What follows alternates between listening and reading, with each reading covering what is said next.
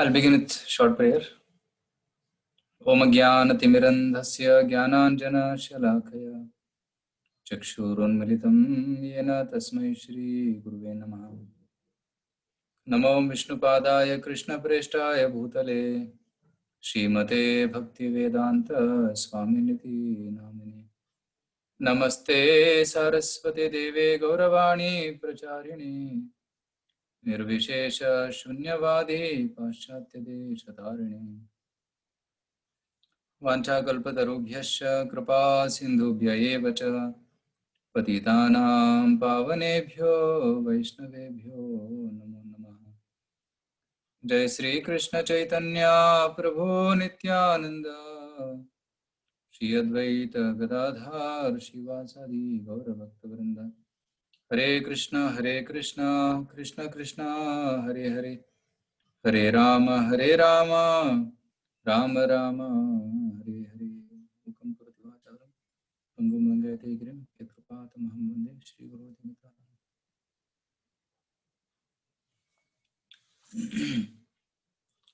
Hare Krishna. So before we begin, and I see some people are still joining. So can we just recollect some points from the chapter 7? Yes. If you can just share some points from chapter 7, what you remember, or any shloka from 7th chapter. You can either share a point or a shloka from 7th chapter, so that we can just have a quick revision of the 7th chapter. And 8th chapter is small, so we'll be able to complete it on time. So it has just 28 shlokas. Yeah. So who would like to share? You can unmute and speak, or you can just you can type on the chat box also. What did we learn in the 7th chapter?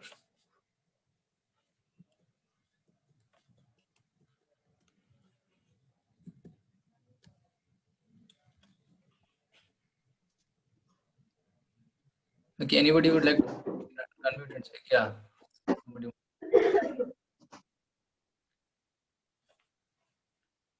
Hare Krishna. We're not able to hear you.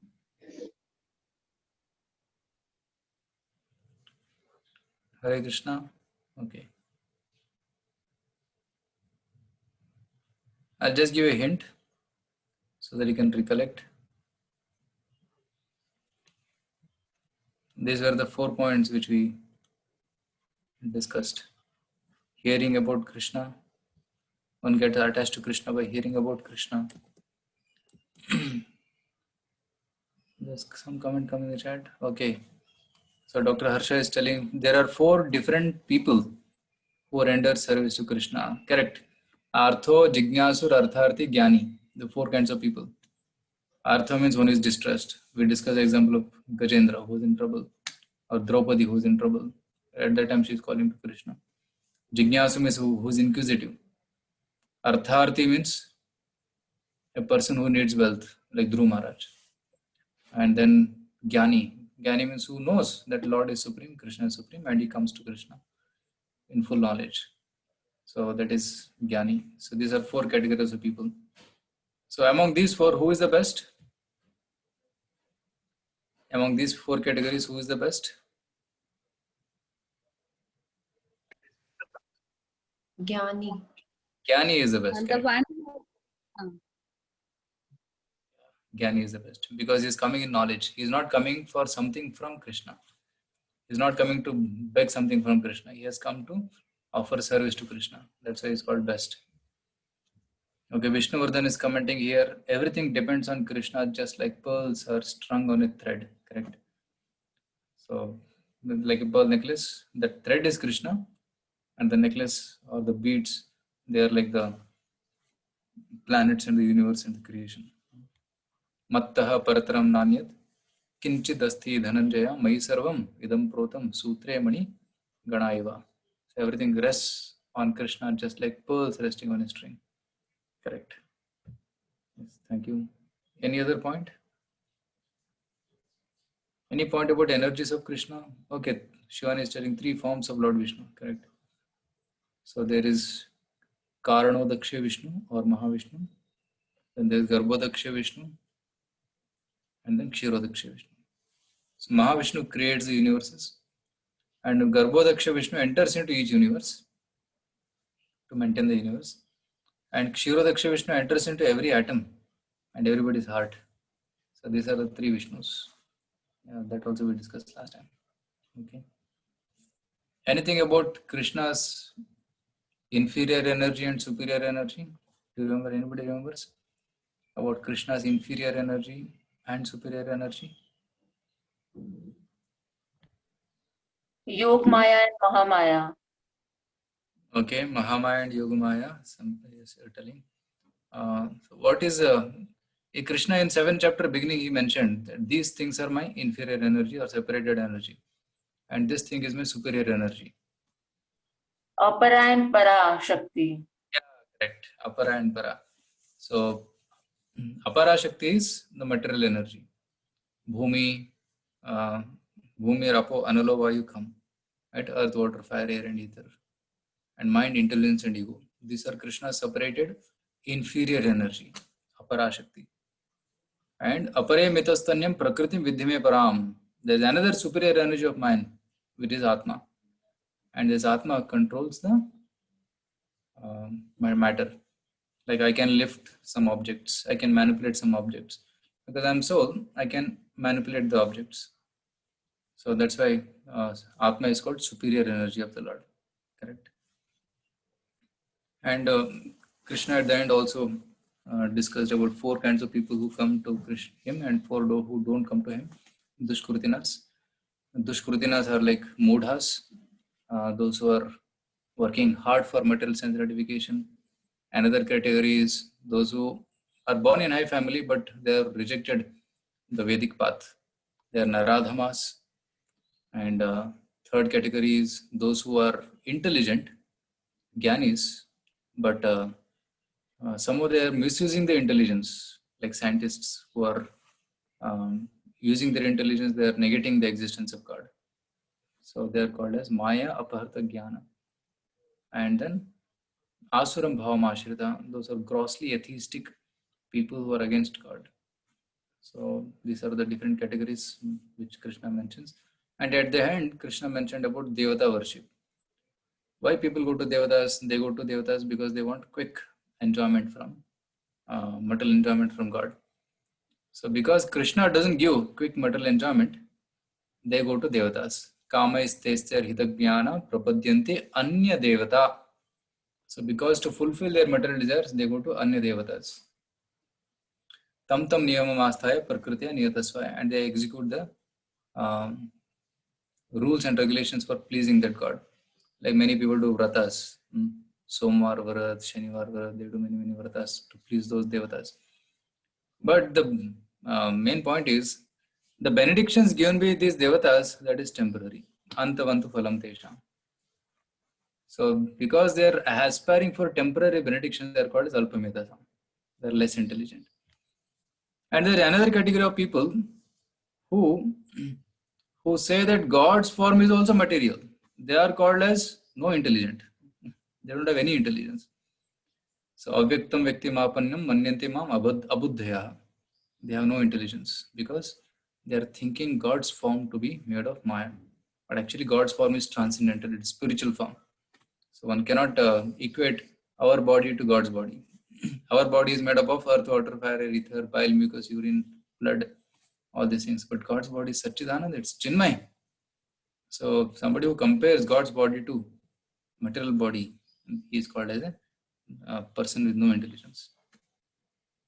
So like this, Krishna continued the 7th chapter, and in the end of 7th chapter, Krishna mentions the path of attaining the Supreme by perform, and he mentioned certain points that one should know, that what is Adibhuta, what is Brahma, what is Adidaiva, Karma, and all those things. And at the time of death, somebody who quits his body, knowing that Krishna is the source of all this, okay, he attains my abode. Like that Krishna mentioned in the 7th chapter, last shloka.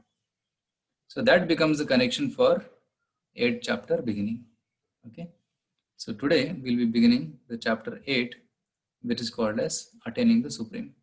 7th chapter was called Knowledge of the Absolute, and the 8th chapter is how to attain that absolute truth, how to reach that absolute truth. So that will be the topic of discussion today. So 7th chapter revision we just did. So coming to 8th chapter. So Krishna answers the 7 questions by Arjuna. Another theme discussed in 7th, 8th chapter is how should one prepare for death? Very important point, because death is sure. We are sure to die. So here I have put the photo of Bhishma for this point, that how one should prepare for death. We can also learn from the life of Bhishma, which we'll discuss soon. And what are the favorable and unfavorable times for quitting the body? There are certain times, muhurtas also for quitting the body. So we'll try to see those times. And Vedic time scale and pradaya. About that also Krishna mentions in this chapter. So the breakdown of the chapter is, first 4 shlokas is Krishna's answers to Arjuna's questions. Okay. And shloka number 5 to 8 is remembering Krishna at the time of death. Okay. The art of dying. Generally we learn about art of living, but we should learn the art of dying also, because death is a time when we quit and go to the next body, and what state we have, consciousness we have at the time of death, determines our next life. So it's very important. And 9 to 13 talks about remembering Krishna, practicing remembrance through meditation. So it is mainly Ashtanga Yoga path, which is still mentioned here, and then it concludes by telling that a bhakta's path is better. Pure devotional service, remembrance of Krishna through bhakti is better. And then comparing the material and spiritual worlds. In this section, the creation and destruction, pradaya is mentioned in these verses. And at the end, up to 28 shloka, mentions about different way.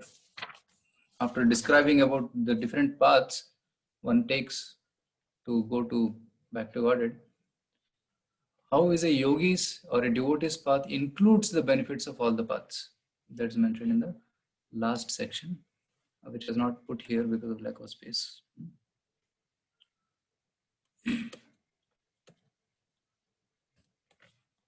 So then the interesting acronym for this chapter is DEAD, because it talks about death and how to die. So acronym is DEAD, with very easy to remember: doubts, end of life, attaining the supreme, and devotion. So these are the 4 points which are the acronym for this chapter. So I'll share this screen with you later at the end of the session. So now we'll enter the chapter number 8. So we'll go through the verses of the 8th chapter and try to understand this chapter in as much detail as possible. So we'll recite the initial few verses which are important, and then I'll go through the PPT also.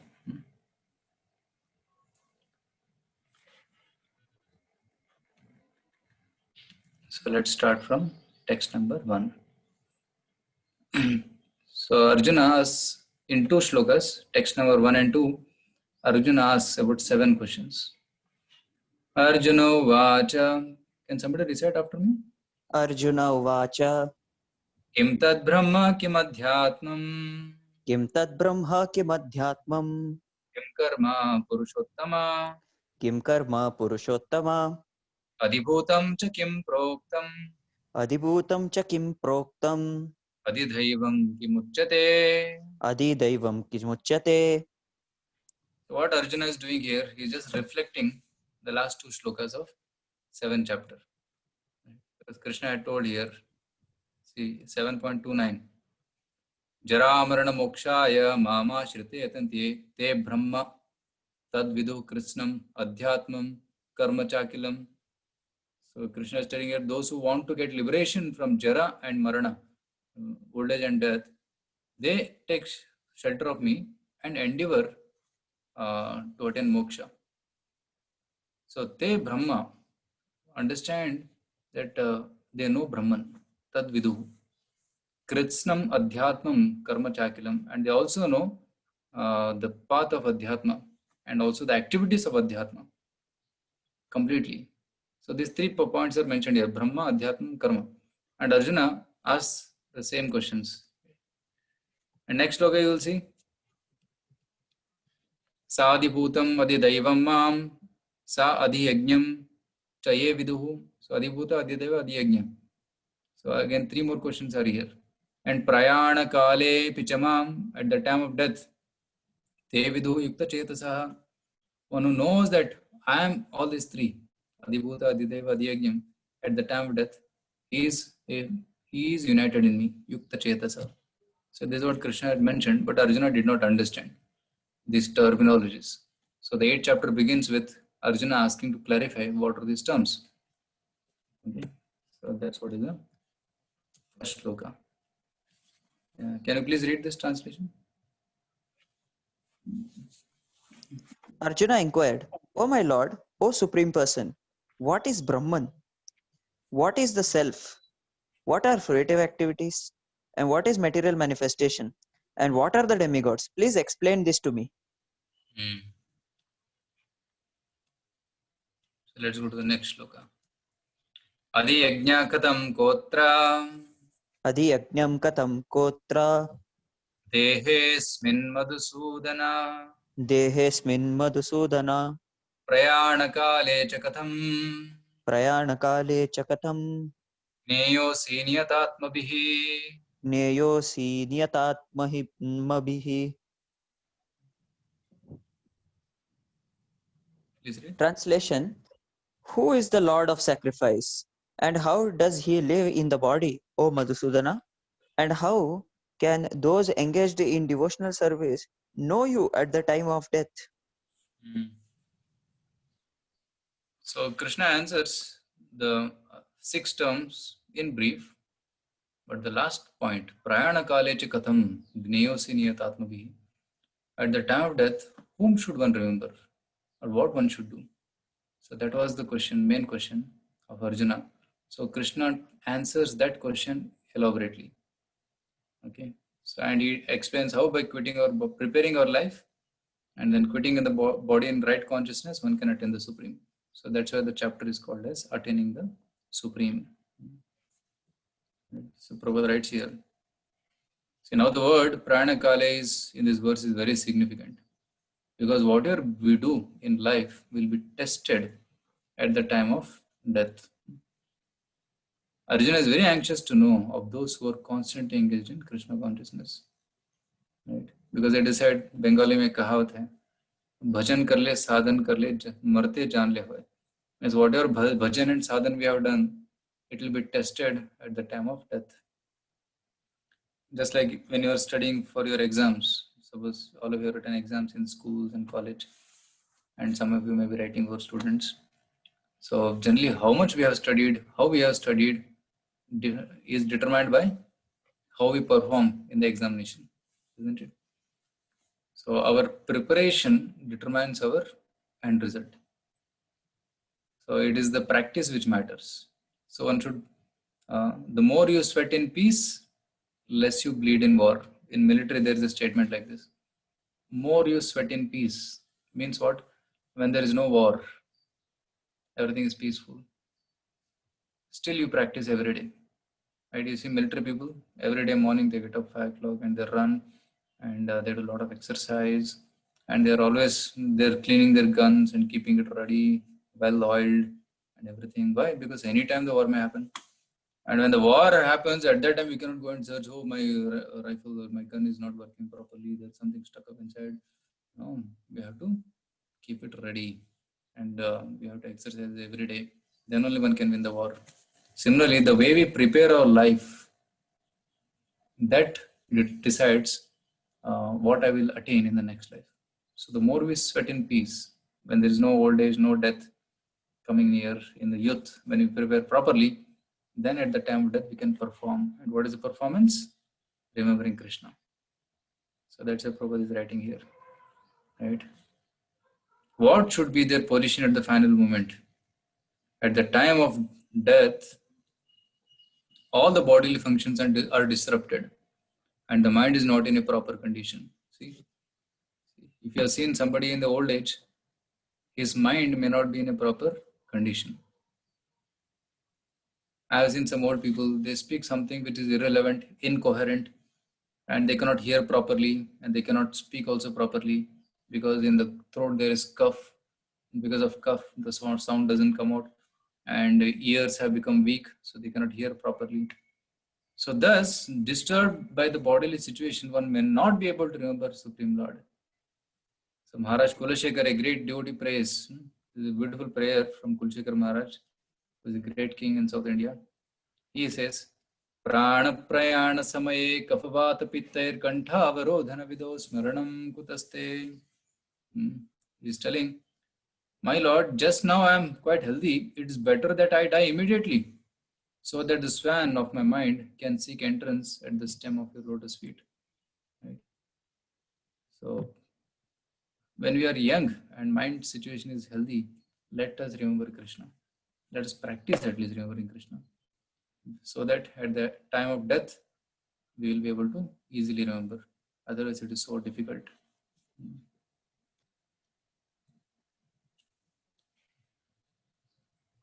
So, again, Maharaj Kulshekar is saying, now my mind is undisturbed and I'm quite healthy. If I die immediately thinking of your lotus feet, then I'm sure that my performance of your devotional service will become perfect.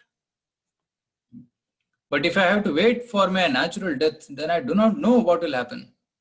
Because at that time, the bodily functions will be disrupted. My throat will be choked up.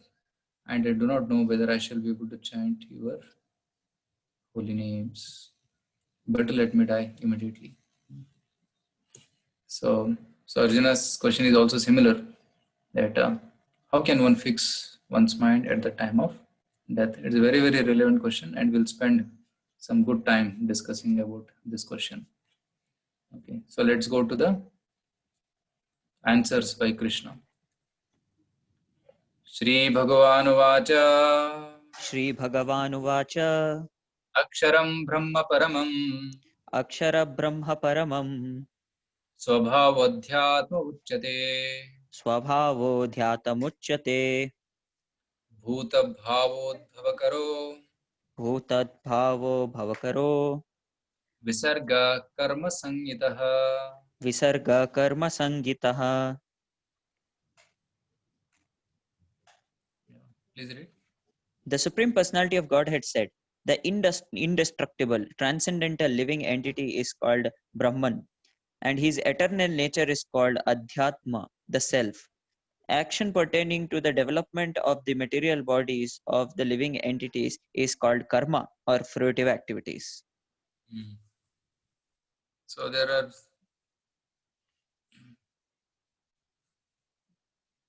Brahma, Adhyatma and Karma. 3 points are answered here. What is Brahma? Brahma, Akshara Brahma Paramam. So that which is indestructible, that's called as Brahman. Brahman is indestructible and eternally existing, and its constitution is not changed at any time. That's called Brahman. So as per this definition, what is Brahman? Atma is Brahman, because Atma is not destructible. Nainam chindanti shastrani, nainam dhati pavakaha, right? So it is never destroyed. So there is Brahman. But there is also another Brahman, which is called Supreme Lord, Parabrahman. So Brahman, the word Brahman refers to Atma, individual soul, and also to Paramatma. So both are Brahman. So that is the first point. And his eternal nature is called Adhyatma. Okay. So Adhyatma is the nature of the Atma. That's called Adhyatma. So Prabhupada explains that here.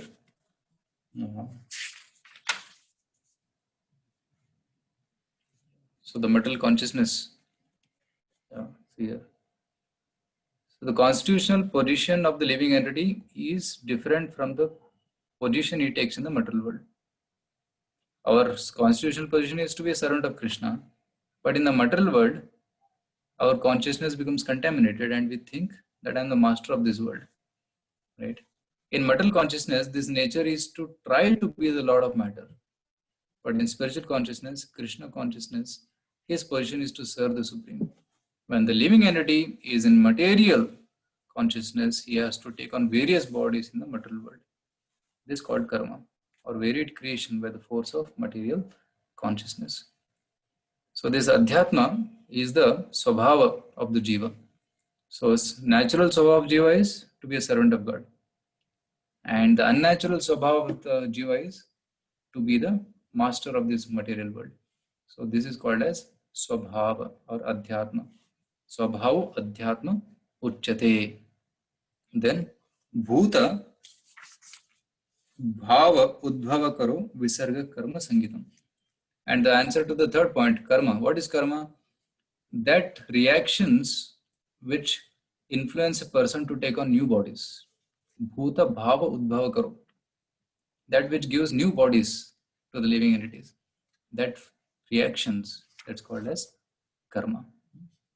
So a very interesting point is explained here, how the person gets a new body. I'll just try to open a PPT where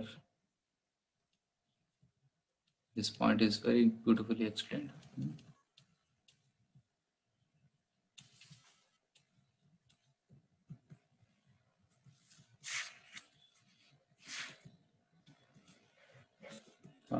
Let me just check.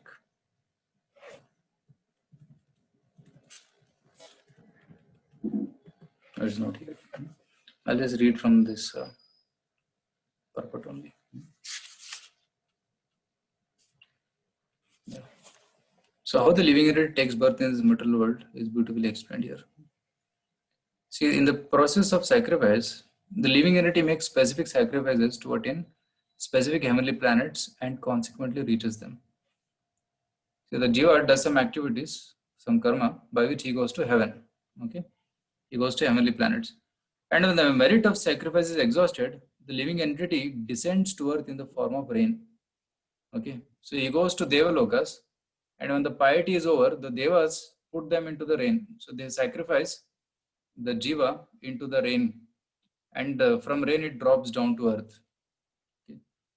And then takes on the form of grains. So the living entity enters into the grains, and the grains are eaten by man. And as you know, there are different dhatus in the body. So the food which we eat gets transformed into chyle in the stomach. It's absorbed in the body and it becomes tissues. And then tissues become bones, and within the bones are called hasti. And in the between the hasti, it becomes bone marrow, which is called majja. And within the bone marrow, the blood is produced. And about 60 drops of blood makes 1 drop of semen, and that semen contains the soul. And then the semen impregnates the woman, and thus the cycle, and thus the living entity once again attains the human form to perform sacrifice, and so repeat the same cycle again. In this way, the living entity perpetually comes and goes on the material path. Okay, so this is the process of how the karma influences a person to take on different bodies. Okay, first he does yajna, then goes to heaven. From heaven comes through rain, then grains, then he is eaten by the man, and then comes to semen, and then it is impregnated in the woman, and the new baby is born. So in this way, this cycle is going on. So this cycle of karma. Okay. So, but what we have to do, we have to stop this cycle of birth and death. So the Krishna conscious person, however, avoids such sacrifices. He takes directly to Krishna consciousness and thereby prepares himself to return back to Godhead. He wants to go back to Godhead, not come back to this material world again. So till now we answered Brahman, Adhyatma and Karma. So the remaining 3 are answered here in this shloka. Adibhutam ksharo bhavaha Adibhutam ksharo bhavaha purushascha purushascha adiyajnyohamevatra adiyajnyohamevatra dehe deha prathambara Dehe deha pritamvara. Please read. O best of the embodied beings, the physical nature which is constantly changing is called Adibhuta, the material manifestation. The universal form of the Lord, which includes all the demigods, like those of the sun and moon, is called Adidaiva. And I, the Supreme Lord, represented as the super soul in the heart of everyone, every embodied being, am called Adiyagnya, the Lord of sacrifice. Yeah, so these 3 points are explained. See, the Adi Bhutam Ksharo Bhava. Kshara means that which is changing. Ksharo Bhava. So physical body is changing. So that's why it's called as Adi Bhuta. Even the plants' bodies are changing, animals' bodies are changing, even the universal body is also changing. So that which is changing is called Adi Bhuta. And the universal form of the Lord, it is called as Adi Daiva, because all the Devatas and all the planetary systems can be imagined to be a body of Virat Purusha. So that Virat Purusha body, that's called as Adi Daivataha. I'll just show you here.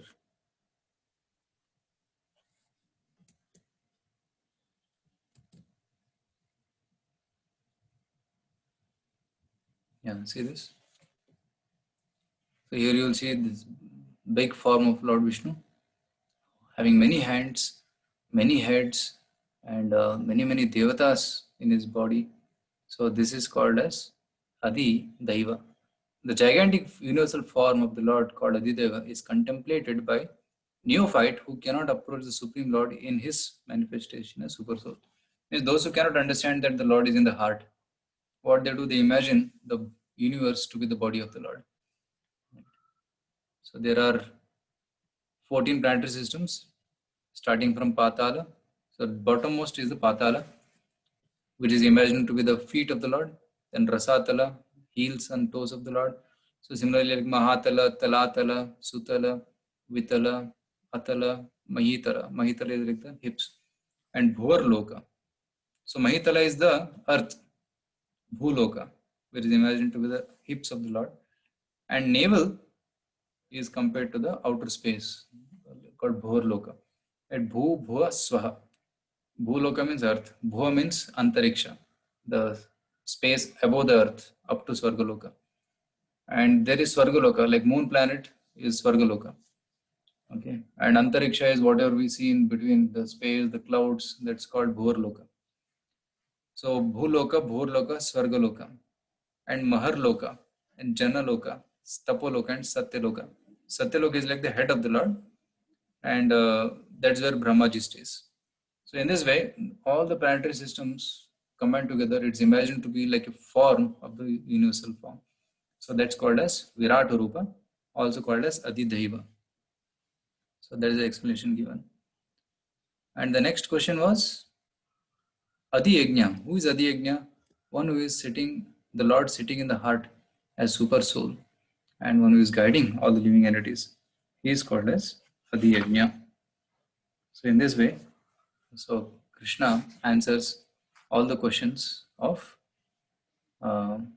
Arjuna here.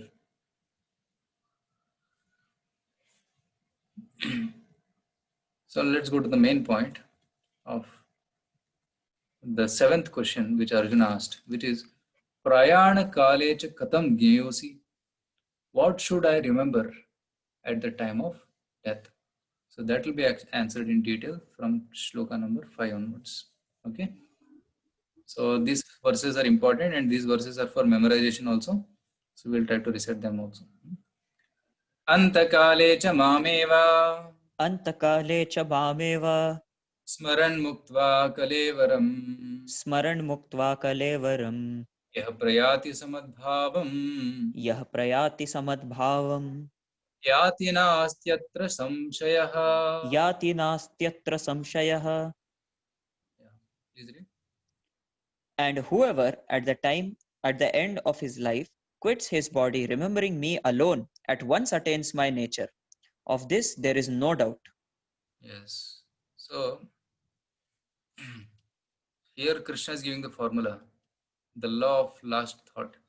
Antakale. Antakala means a time of death. Mam eva. Smaran. Think of me only and not of anybody else. So then, when you die at that state, Kalevaram. Kalevaram means this body. This physical body is called as Kalevara. So when you quit your body at that time, you will attain me. Mad bhavam prayati. You will come to me.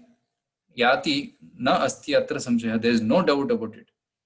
Means what? We should try to remember Krishna at the time of death. Okay. So Prabhupada here writes, see, so the word smaran is important. One should remember the Supreme Lord.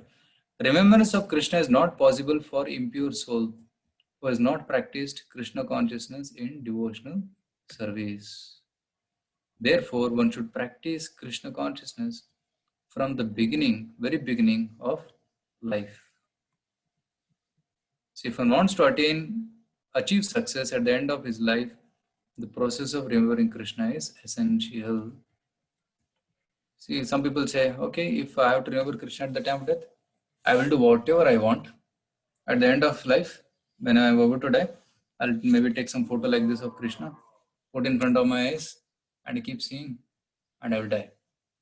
So now, it's a wonderful thing, right? He is remembering Krishna at the time of death. But whole life he has done sinful activities. Now, will he go back to Godhead? What do you say? How many of you think that no, he will be able to go back to Godhead because he has done so much sinful activities, but somehow is trying to see Krishna? Okay, Tejasin is saying no, Nischal is saying no, but he is seeing Krishna at the time of death. Why are you saying that he will not go back to Godhead? Okay, many are saying no. Deepal is saying no. Akansh is saying no. Arshab is saying no. Omkar is saying no. Avnish is saying no. Nischal says no. Okay, Rishikesh, if he remembers, he may go. Okay. Yeah, but there is no guarantee that he may go back to Godhead. Why? Because he has done so many sinful activities that he may not get the intelligence to remember. Even he may not get the intelligence to keep the photo of Krishna in front of his eyes. Isn't it? So he may not get. Because many answers are coming now. Because he is not pure. He has done many sinful activities. Yeah. So the basic point is that his mind is filled with sinful impressions, and those impressions will not allow him to remember Krishna. Even if he sees the photo of Krishna in his mind, he may be thinking about something else. I'll tell you one true story. Once one devotee in Mayapur. So he went to take bath in Ganga, and while going in Ganga, he was swimming. Suddenly, the force was Ganga's current was so strong that he lost balance and he was flowing with the Ganga and he started drowning. And then he was putting his hands like this and saying, "Help, help, help!" And some people on the shore, they thought he's saying Haribol, Haribol. They said Haribol, Haribol. So then they understood, hey, he's really in trouble. So some of them jumped inside and they caught him and then they brought him to the shore. And then somebody pumped his stomach and removed some water in his body. And then he recovered. And then after that, he became very serious in Krishna consciousness. And the devotees are wondering why such a sudden change. He's become so serious in Krishna consciousness. So somebody went and asked him personally. And he said, Prabhu, that day when I was drowning in water, at that day, when I was in Ganga, my head was in Ganga, I remembered that advertisement which I saw long back in TV of that soap, Laurel soap, and that scene came in my mind. Although I'm chanting Hare Krishna and attending Mangalarti and so many devotional activities, but still that impression is not gone. It is there. So I thought, if I again die, then I'll not be able to remember Krishna. So I thought I'll chant properly, I'll chant attentively, I'll read Gita attentively, so that I'll not take this chance again. So he became very serious. So it's not so easy to remember Krishna. It's not as easy as mechanically keeping some photo in front. No. So one has to develop that bhava. Bhava is something means one should be emotionally with feelings remembering Krishna, not just mechanically remembering Krishna. We can feelingly remember Krishna only when we have love for Krishna. Like when you have love for somebody, we can feelingly remember him. Right? Just like a mother loves the child, she'll feelingly remember the child. Similarly, one should develop love for Krishna.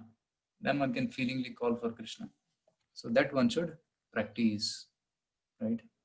So of course, there are some instances where people, sinful people also went back to Godhead, like one of you telling here, Ajamila. So Ajamila went back to Godhead. He didn't go back to Godhead. He didn't go to hell. So he called Narayana. His son's name was Narayana. So he called Narayana. But at that time, because of chanting Narayana, along with Yamdutas, Vishnu Dutas came to pick him up. Right. So there's a beautiful video here. I'll try to show.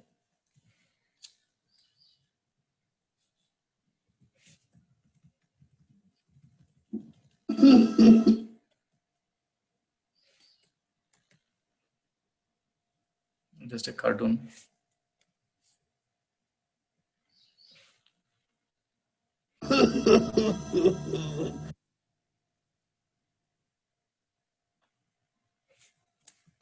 So Narayan!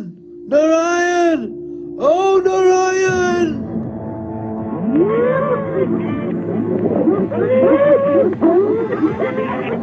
Yamadutas.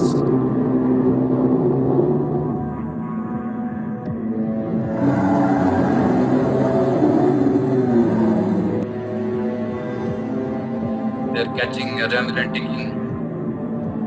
Stop! Leave this man alone. Who are you that dares to challenge us? For we are the Yamadutas. So Ajamila was being carried away by Yamdutas, but because he chanted Narayana, Vishnu Dutas came and they stopped him. You see, Vishnu Dutas are so beautiful, so charming, and Yamadutas so ghastly. So sinful people are taken by Yamadutas, but devotees are taken by Vishnu Dutas.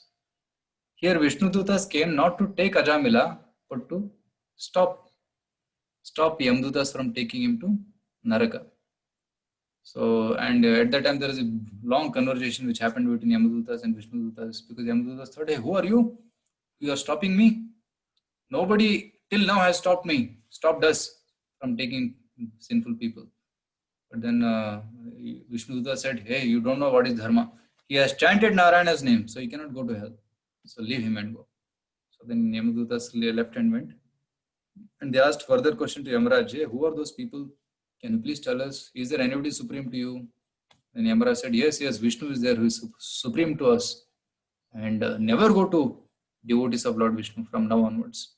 So like that Yamadutas were ordered by Yamaraj. So after this episode, Vishnu Dutas also left. Yamadutas went back, Vishnu Dutas also went back. And Ajamil was wondering, oh my God, I was saved from going to hell. So I will go to Haridwar. So he went to Haridwar, did tapasya for 10 years. He did devotional service, chanting holy names for 10 years. And then same Vishnu Dutas again came. You see on the right side. So they came and they took him back to Godhead. So he got a second chance. Even Gajendra also, at that time, at the time of distress, he remembered Lord Vishnu. Lord Vishnu delivered him and took him to Vaikuntha.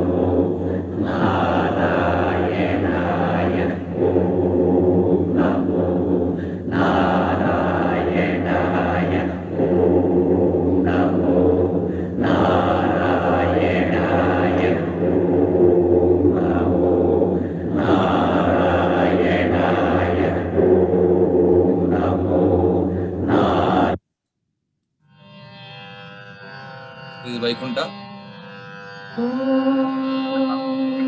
Kausalya Supraja रामपूर्वा सन्ध्या प्रवर्तते उत्तिष्ठ नरशार्दूल कर्तव्यं दैवमान्धिकम् कौसल्या सुप्रजा रामपूर्वा सन्ध्या प्रवर्तते उत्तिष्ठ नरशार्दूल कर्तव्यं दैवमान्धिकम् उत्तिष्ठोत्तिष्ठ Govind.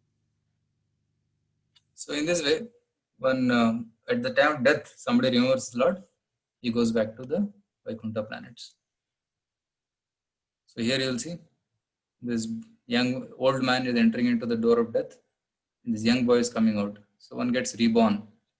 But if somebody remembers Krishna, he will not be reborn.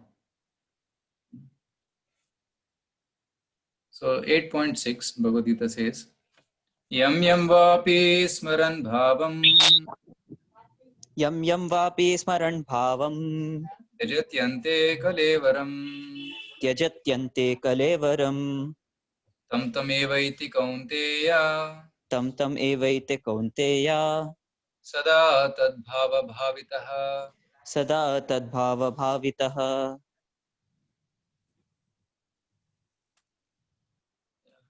Please read. Whatever state of being one remembers when he quits his body, O son of Kunti, that state he will attain without fail. Yeah. Whatever state of being one remembers at the time of death, he attains that state. Okay. Now, Bharat Maharaj, when he was dying, he went to the forest, right? He got attracted to the deer, and the deer went he went out of the ashram, and he went searching for the deer. Bharat Maharaj searching, where are you, my deer? And he was looking for deer everywhere. And suddenly he fell into a ditch. And while thinking of the deer, he left his body. In the next life, he became a deer. So that is the meaning of whatever you remember at the time of death, that you will become in the next life. So there are many stories also about this. Right. For example, did I show you the video of a dog? Mathematician dog? No, Prabhuji. No.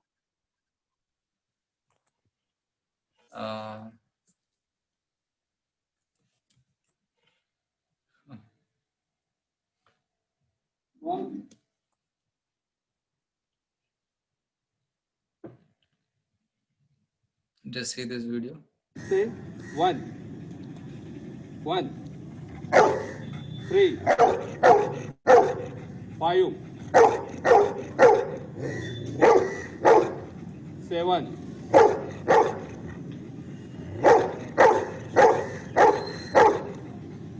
9,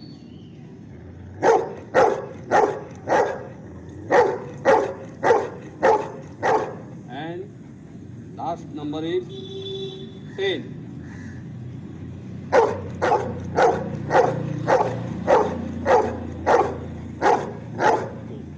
You are a good boy. Give me answer. Pick. 1 plus 1. 3 plus 2. 5 plus 1. 7 plus 1.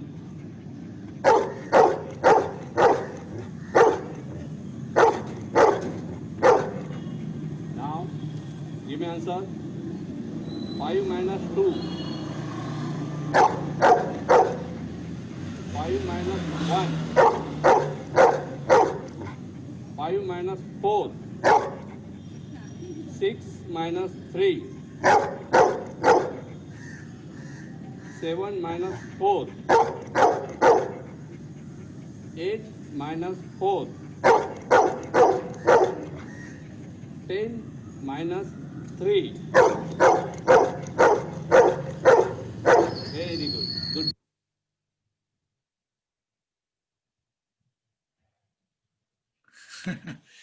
So mathematician dog.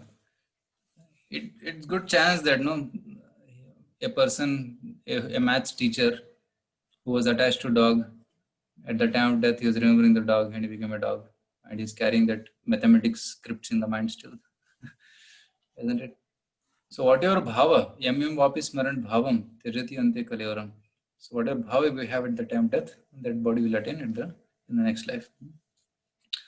So there is one story that one boy remembered a girl at the time of death, and in the next life he became a girl.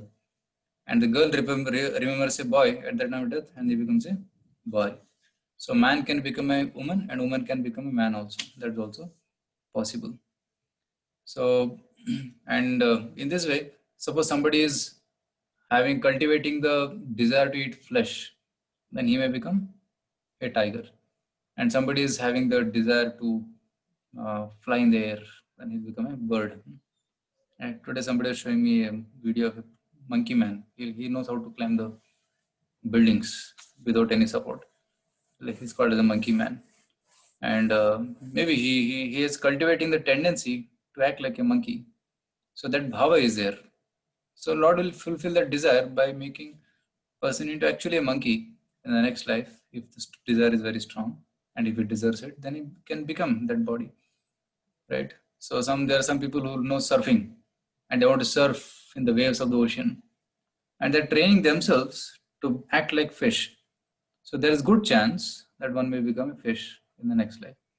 So that's why cultivation of bhava is very important. What things we are attached to at the time of death, that will become in the next life. So Shivani is asking, what about a person who dies, who desires not to take birth again? Yeah, that's good desire. He doesn't want another birth. He is moksha kami. But higher than this desire is to serve the Lord.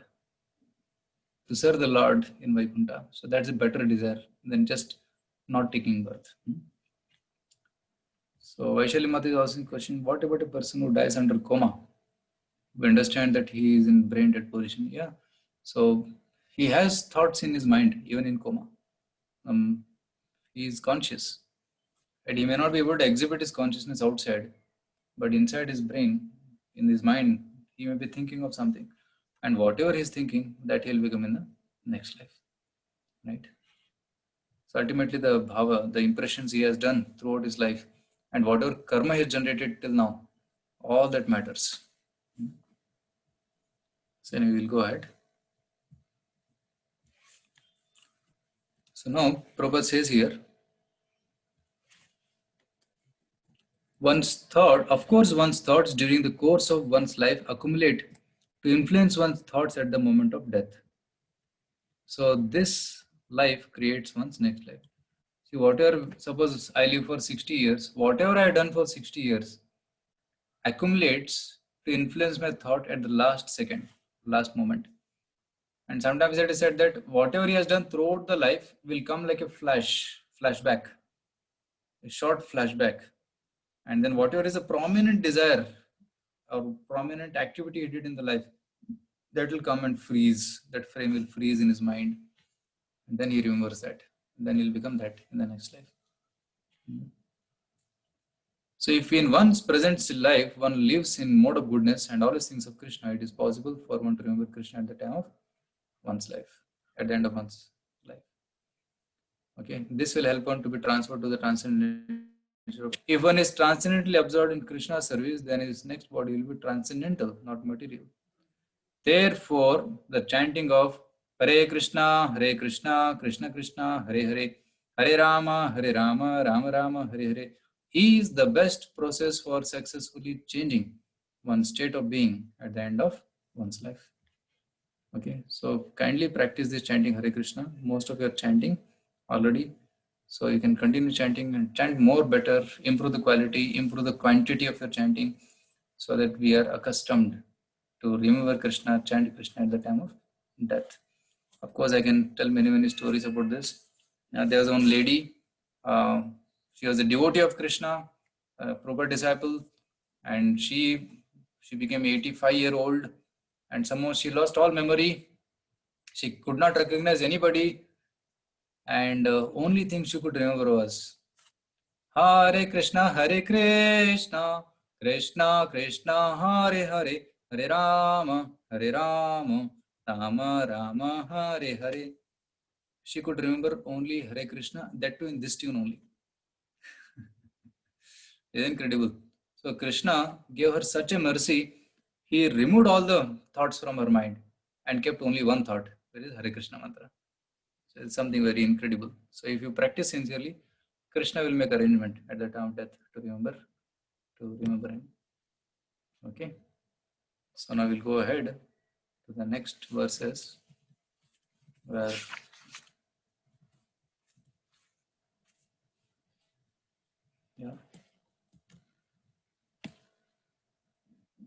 So here then Krishna says in 7th and 8th verse, because our Arjuna may be thinking, Krishna, you're telling me to remember you at the time of death. How is it possible?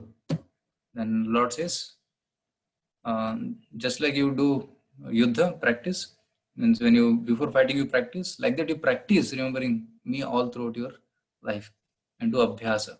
Abhyasa yoga yuktena chetasa na anyagamina paramam purusham divyam yati partha anuchintayam. Okay, so by constant practice, like every day you sit for 2 hours and chant Hare Krishna, you read Gita, you attend classes on Gita, you hear Bhagavatam. So in that way you continuously try to practice, and then you'll be able to remember naturally at the time of death. Yeah. So that was the second point. So let's go to the third point, which is attaining the Supreme. So from 9th shloka onwards, Krishna tells about how to practice attaining the Supreme. So one should remember the Lord with these qualities. Kavim Puranam Manushasitaram Manoraniyam Samanusmaredyah Sarvasya Dhataram Achintya Rupam Aditya Varnam Tamasa Parastat.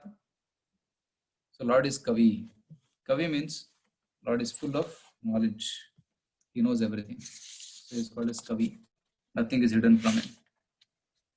And Puranam, he is the oldest. He is young. He looks young, but he is the oldest personality. That's Puranam.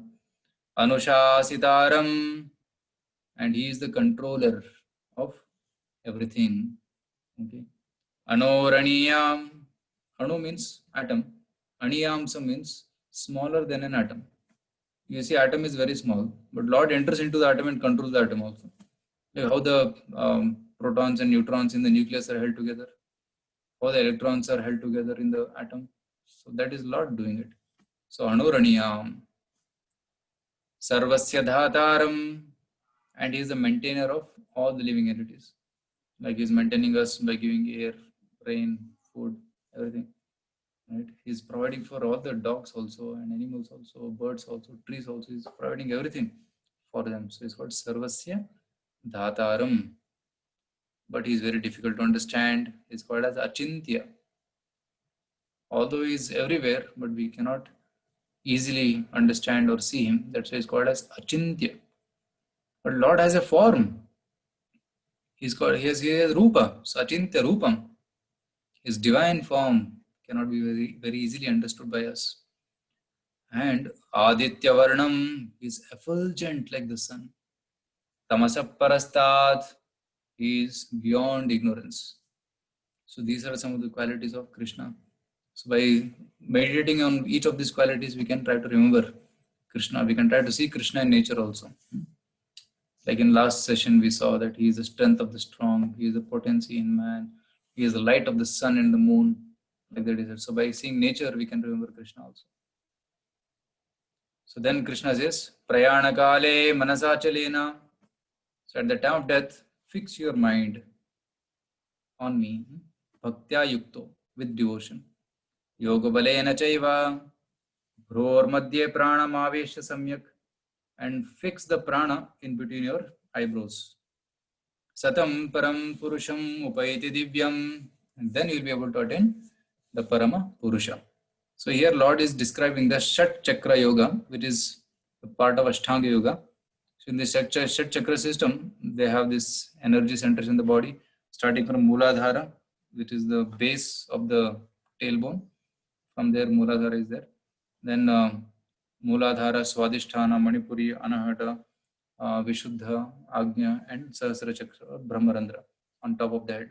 So these chakras are there, which are the energy centers, and there are many others, small chakras also. And there are many nadis in the body. Like we have blood vessels, there are nadis. So nadi is the path in which the prana flows. So all the nadis, there are 72,000 nadis which are connected to these chakras, and they energize the whole body. So the process of Ashtanga Yoga involves raising the energy from the base. There is Mooladhara. It's called, that energy is called Kundalini, and they raise it to the higher chakras and they bring it to the between the eyebrows, and they make the prana focused on the eyebrows. So the soul also floats to the between the eyebrows, and then they meditate on a desired destination which they want to go.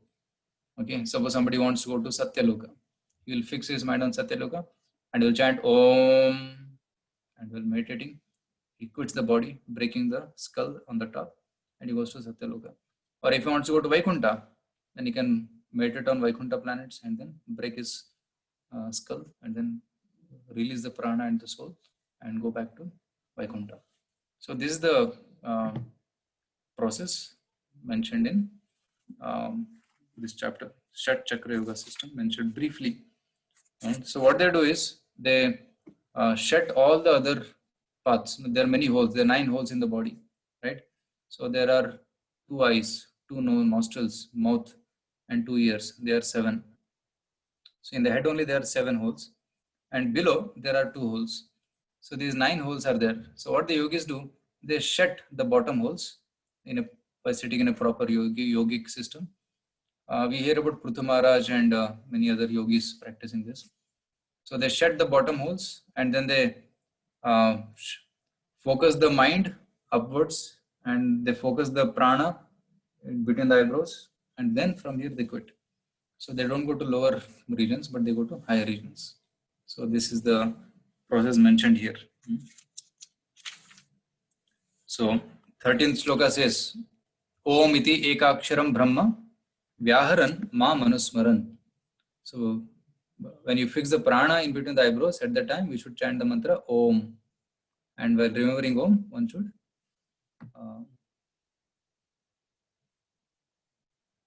just a minute, I'm trying to adjust here. I want to read the purport of this 13th. Yeah. Om iti ekaksharam brahma vyaharan ma manusmaran yah prayati tajandeham sayati paramam gatim. So in this way you can attain the paramagati, which is the Vaikuntha planets. Now here, Prabhupada tells the difference between Om and Hare Krishna. It is clearly stated here that Om, Brahman and Lord Krishna are non-different. The impersonal sound of Krishna is Om, but the sound Hare Krishna contains Om. See, there is direct name of Krishna and there is indirect names of Krishna. Like name Krishna itself, Krishna, or name Vasudeva, means son of Vasudeva, Devaki Nandana, Nandanandana. So these are all the direct names of Krishna. And there are indirect names of Krishna, like Paramatma or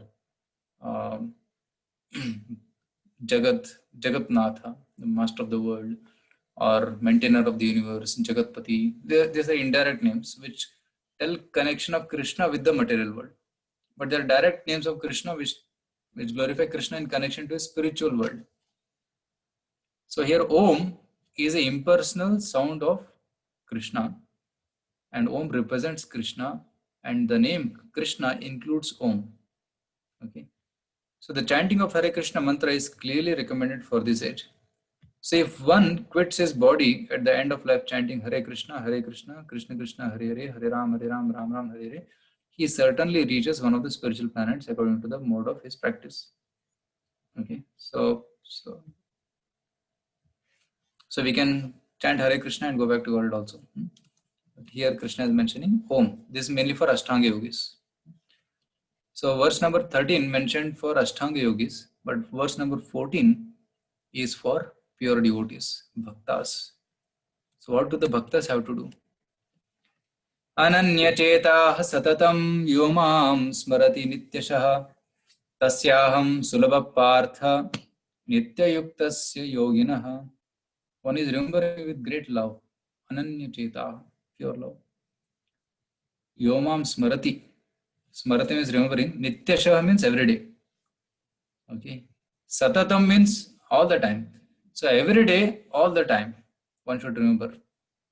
Tasya aham sulabha. So to him, I am very easy to attain because he is united in me. So a devotee's position is much higher than that of a Ashtanga yogi or a Karma yogi or a Jnana yogi. So Krishna is giving specific instruction for a devotee here. So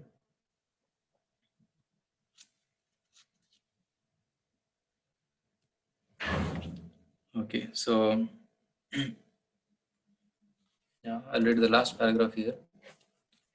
As indicated by the words Satatam and Nityasha, which means always and always, regularly, and every day, a pure devotee constantly remembers Krishna and meditates upon him. These are qualifications of the pure devotee for whom the Lord is most easily attainable. See, a person who is remembering Krishna with love, he can attain 5 destinations in the spiritual world. What are those 5 destinations?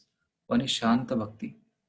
Means he can be a Shanta Bhakta, like a tree or a cow in the spiritual world. Or he can be a Dasya Bhakta, like Hanuman, who is servant of Lord Ram. So that is Dasya Bhakti. Or a Sakhya Bhakta, means a friend of Krishna, like Sudama, Sridhama, right? They are all friends of Krishna in the spiritual world. And then Vatsalya Bhakta. Vatsalya means he can be a father or mother of Krishna, like Nanda and Yashoda. Madhurya Bhakta means one can be a intimate associate of Krishna, like a gopi or Manjari in the spiritual world, and assist Krishna in different activities in a gopi body.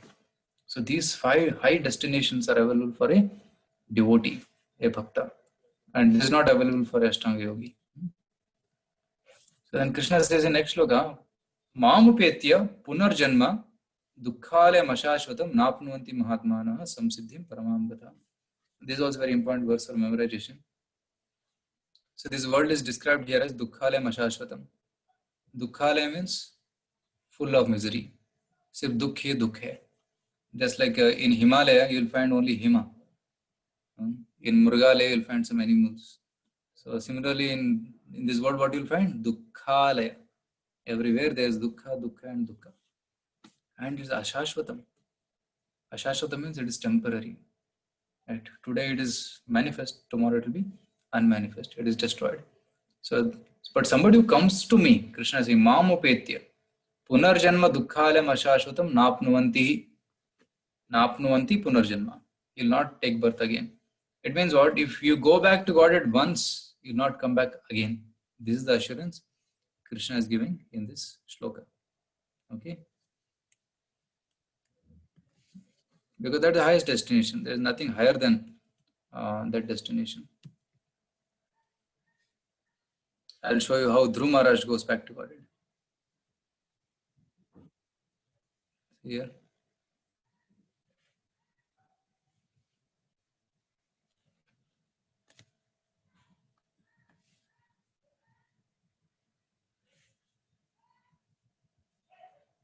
See, this is Dhruv Maharaj. He is going back to Godhead. Vishnu Dutas are taking him. And while he was going back to Godhead, he asked, where is my mother? My mother helped me to go back to Godhead. She showed me the direction to Krishna. So then Vishnu Duta says, see that another aeroplane? Your mother is also going. Right? So in one aeroplane, you are going back to Godhead. In another aeroplane, your mother is also going. So both of you are going back to Godhead. So this is the destination a devotee will attain. Right? He will not go to any other planet, but he will go to Vaikuntha planet. But what about those who don't remember Krishna? Or they remember something else and go to other planets? What will happen to them? They will be born again in this world. Brahma bhuvana loka punaravartino arjuna. He is telling from Brahma loka up to Bhur loka or Bhuloka. Everywhere there is birth and death. Punaravartino. If you go there, you will come back again. But if you come to me, Mamupetya tu kaunteya punarjanma na vidyate. If you come to spiritual world, you will not come back to this world again. See here, see there is Krishna Loka here. Once you go to Krishna Loka, there is no more birth. But even if you go to Brahma Loka, still you have to be born again. Right? Brahma Loka, heavenly planets, earthly planets and hellish planets. So everywhere there is problems. So you have to go to spiritual world. So the first 2 lines are explained in the next 3 shlokas. How from Brahma Loka up to Bhuloka, the places are miserable. And then after that, verses 20 to 22, we'll explain the next two lines, right, about the spiritual world. So next 6 slokas are describing the material world and the spiritual world. So let's see about the material world. Sahasra yuga paryantam aharyat brahmano viduhu. Ratrim yuga sahasrantam teho ratri vidujana. So here the calculation of Brahma's day is given. Ahar means day, ratri means night. Sahasra yuga, 1000 mahayugas is equal to 1 day. And same 1000 mahayugas is the duration of his night. Okay. So here is a calculation. It's a little technical. So I think you can try to understand this. See, Kali Yuga is 4,32,000 years. Okay. Out of which around 5,100 years has passed. So remaining 4,27,000 years is pending for Kali Yuga. Okay. So let's say Kali Yuga is K. Capital K is Kali Yuga. Dwapar Yuga is twice of K. Means 8,64,000 years. Treta Yuga is 3 times of K. Satya Yuga is 4K. So one Mahayuga means these 4 combined. 4 of them combined is called one Mahayuga. And that Mahayuga is 10K. Because 1 plus 2 plus 3 plus 4 is equal to 10K. And one Manvantara, that's duration of one Manu, is 71 Mahayugas or Divyugas. So, and in one day of Brahma, there are about 14 Manus. Okay. So 14 Manus means 14 into 71 Mahayugas, which almost comes to 1000 Mahayugas. See here? One day of Brahma is 14 Manvantaras, okay, plus Yuga Sandhyas, which is approximately 1000 Mahayugas. You can read this in the purport also. In this 8.17 purport, Srila Prabhupada explains this entire calculations. Okay. So one day of Brahma is 1000 Mahayugas and one night is 1000 Mahayugas. Okay. So one day is equal to almost 4.32 billion human years or earth years. So 1 year is 360 days is the standard calculation for a year. So in our English calendar we have 365 days, but in Vedic calendar it is 360. So 360 days plus 360 nights, that is 1 year, and multiplied by 100 years is equal to one life of Brahma. So one life of Brahma is 311 trillion 40 billion years. That is the duration of Brahma's life. See, will Brahmaji also dies after his 100 years. Like we die after our 100 years, but Brahmaji dies after his 100 years, which is 311 trillion earth years. Okay, so that is the duration of Brahma's life. So it's huge time calculation. So it is created and it is destroyed. Bhutva, Bhutva, Praliyate. When Brahma's night comes, Bhuloka, Bhurloka, Swargaloka, these 3 are destroyed. Top planetary system, nothing happens. Okay. So these 3 planetary systems are destroyed. And again, when Brahma's day comes, they are again recreated. So this creation, destruction keeps happening. We'll see here. Yeah. Avyaktad Vyaktaya Sarvah Prabhavanti Haragame Ratriagame Praliyante. So when Ratri comes, Pralaya happens. And when the day comes, Prabhavanti or creation happens. Tatra Avyakta Sanyake Bhutagrama Sayevayam Bhutva Bhutva Praliyate. Ratragame Avashapartha Prabhavanti Haragame. So this keeps going on and on and on. Creation, destruction. Creation, destruction. This goes on and on till the end of Brahma's life. And when Brahma dies, the whole universe enters into the body of Mahavishnu. Like if you remember, the breath of Mahavishnu creates all the universes. And when Mahavishnu inhales, it again goes back into his body. So exhalation creates the universes, inhalation absorbs the universes back. So that moment of one breath, that's equal to 100 years of Brahma. So you can imagine how great is the breath of Mahavishnu. compared to which Brahma is just an insignificant kind of an ant. Like you see in rainy season, now it's rainy season, sometimes some flies come. They're born in the night and they reproduce in the night, and by morning time they're dead. So that is their 100 years. According to relative calculation, that is their 100 years. And for us, 100 years is so long. For Brahmaji, it is so long. But everything, even Brahma's whole life is equal to one breath of Mahavishnu. So can you imagine how great Vishnu is and how great Krishna is? Vishnu is just a fraction of Krishna's energy. Yasseka nishvasita kala mathavalambya jivanti loma vilija jagananatha. Right? Vishnur mahan sayesya kala vishesho. Mahavishnu is just a fraction of Krishna's energy. Govindamadi Purusham Tamaham Bhajami. Right? So that's what material world. Then in this shloka, 8.20, Krishna is indicating the spiritual world. Parastasmatu bhavonyo vyakta avyaktat sanatanaha yahasar sarveshu bhuteshu nasyatsu na vinashyati. Krishna is telling, this world is created and destroyed, but there is another world which is never destroyed. Even if this world is destroyed, that remains as it is. That is called Parabhava, which is Paro means superior place. You should try to come to that place, Krishna says. Avyakto iti yuktaha tamaho paramam gatim yam prapya na nivartante tadhama paramam mama. That's called as Akshara Loka. That is Kshara, changing Loka. That's Akshara, eternal Loka. So you should try to come to that planet. Tadhama paramam mama.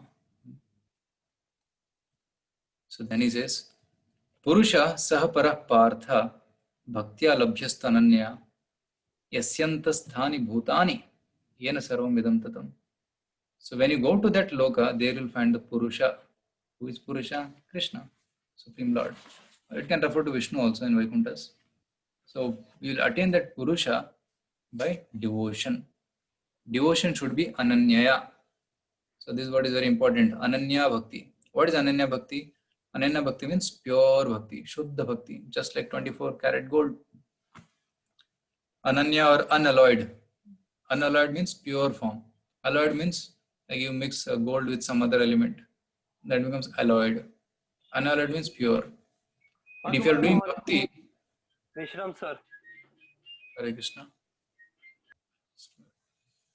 So if you are doing Bhakti with some other motivation, that you want something from Krishna, or you want some name, fame, prestige, or you want some other facilities, then that's not Ananya Bhakti. That is mixed Bhakti.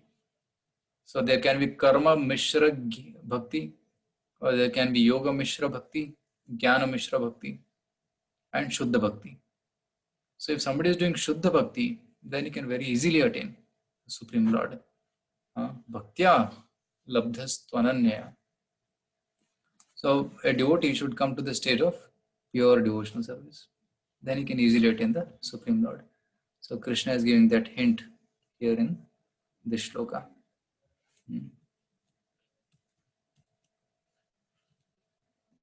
So coming to the last section. Now Krishna is telling,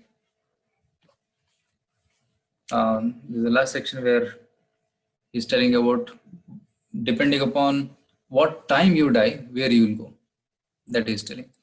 Yatra kale tvanavritim avritim chaiva yoginaha. Anavritim means not coming back. Avritim means to come back. Prayata yanti tam kalam vakshami Bharatarshaba. Oh Bharatarshaba, Arjuna, I'm going to tell you the different timings. When a person lives at that time, what happens? What will be his destination? So first he explains about people who go to, who don't come back. Okay. Agnir Jyoti Ahashukla Shanma Sautarayanam Yatra Prayati Gachanti Brahma Brahma Vido Jana.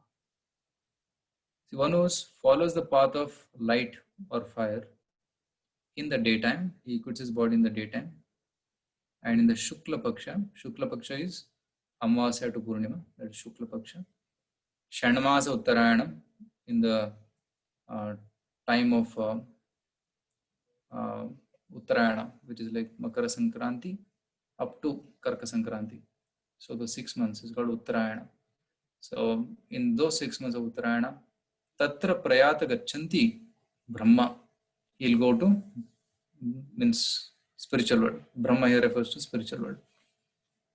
Brahma Vido Janaha, because they know the Supreme Lord. So this is the destination for a person who enters.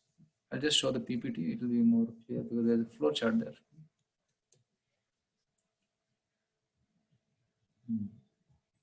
Yeah. So the yogi leaving the body is guided by following deities. Agni Jyotihi means the deity of light. Okay. Deity of waxing fortnight is Shukla Paksha. Then Shanmasa Uttarayana. And then deity of the year. So he is handed over to one Devata and he goes transferred from one place to another place. Then he goes to the deity of the year, deity of the air, and through the sun to the moon. And from moon he goes to lightning, water, Indra, Brahma, and then Lord Brahma takes him to the spiritual world. He becomes an associate of the Lord, takes him to the Brahman, Supreme Brahman. So in this way, yogi goes to the spiritual world through this path. And there is another path, Dhomo, Ratri, Tata Krishna, Shandmasa, Dakshinayanam. Right? So this is the path of a person who returns back. Dhuma, so there is something called deity of smoke, and deity of the night, then fortnight, then Krishna Paksha. Krishna means dark fortnight. The word Krishna means darkness also, or black. Deity of the year, Pitraloka, then he goes to ether, then moon, and from moon he comes back because his piety is exhausted. So this is the path of a karmi. Previously was the path of a yogi, and this is the path of a karmi.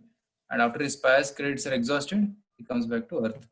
So these two paths are explained by Krishna in these two verses. Verse number 23, 24, and 25. So Krishna says that these are the two paths. One is the path of light and another is the path of darkness. Shukla, Krishna. But a devotee who knows these two paths, he is not bewildered. He says, Naite Shriti Partha Janan Yogi Muhyati Kashchana Tasmat Sarveshu Kaleshu Yoga Yukto Bhavarjana. So Krishna is telling a devotee is not concerned about what time he dies or when he dies, where he dies. He is not concerned because he is remembering Krishna. So Prabhupada writes a beautiful purport here. Krishna is here advising Arjuna that he should not be disturbed by the different paths the soul can take when leaving the material body. We should not, a devotee is not worried of I died in night or I will die in daytime or Uttarayana, Dakshina. He doesn't bother about that. A devotee of the Lord should not worry whether he will depart by arrangement or by accident. A devotee should be firmly established in Krishna consciousness and chant Hare Krishna. He should know that concern over either of these two paths is troublesome. The best way to be absorbed in Krishna consciousness is to always to be totaled in his service, and this will make one's path to the spiritual kingdom safe, certain, and direct. Okay, a very important point here: safe, certain, and direct. For karmis and jnanis, there is a risk. That depends upon the time they live; they may go to a different planet. But for a devotee, there is no risk. Anytime you die, but you just remember Krishna, you will go back to Krishna. You don't have to worry about it. So now coming back to why I had put the photo of Bhishma there in the previous slide.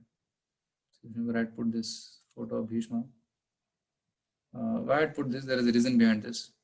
You will see that Bhishma died on the 10th day of the battle of Kurukshetra. But he did not die. He was defeated, but he did not die. But he waited till Makara Sankranti and then he quit his body. So some say he was waiting for Uttarayana to come. But actually he was not waiting for Uttarayana, he was waiting for Krishna to come. So after the battle of Kurukshetra, Pandavas became the kings. But Yudhishthira was feeling very, very bad. Because of me, so many people have died. I am the cause, I am so sinful. And he was condemning himself. And Krishna and Vyasadeva, they tried to convince, but he was not convinced. And Krishna says, let's go to Bhishma. He can convince you. So then he comes to Bhishma, and then Yudhishthira asks questions to Bhishma, and Bhishma gives wonderful answers. And in fact, he speaks the whole Vishnu Sahasranama. And after satisfying Yudhishthira Maharaj completely, then Bhishma turns his attention to Krishna, who was sitting in front of him, and looking at the beautiful face of Krishna, and fully absorbed in remembering the pastimes of Krishna, Bhishma leaves his body. So Acharyas explained that he was waiting for Uttarayana. Actually, the real meaning of Uttarayana is one who protected the progeny of Uttara in the womb. He is called Uttarayana. So he was waiting for Krishna to come. And seeing Krishna in full absorption of Krishna, he left and went back to spiritual world. So that is one of the art of living, how Bhishma taught us that one should be fully absorbed in Krishna at the time of death. So you'll see here a devotee, this is Earth planet here. There is moon and there are many planets. So the devotee is chanting Hare Krishna and he is transferring himself to spiritual world and meeting Radha and Krishna in Goloka Vrindavan, which is like a lotus. So then the last shloka of this chapter is Vedeshu yajneshu tapassu chaiva daneshu tat punya phalam pradishtam atyeti tat sarvam idam viditva yogi param sthanam upaiti chadyam. So yogi gets the benefit. He is not bereft of the benefits of a person who does Vedic recitation. He has learned the Vedas. Or a person who is performing yajnas or great austerities or giving charity, right? Whatever people attain, others attain by Veda study, yajna, tapa, dana, all that phala is included or is achieved by a devotee who remembers Krishna at the time of death and returns back to Godhead. Right? Atyeti tat sarvam idam viditva yogi param sthanam upaiti chadyam. So in this way he goes back home, back to Godhead. So in this way this chapter ends.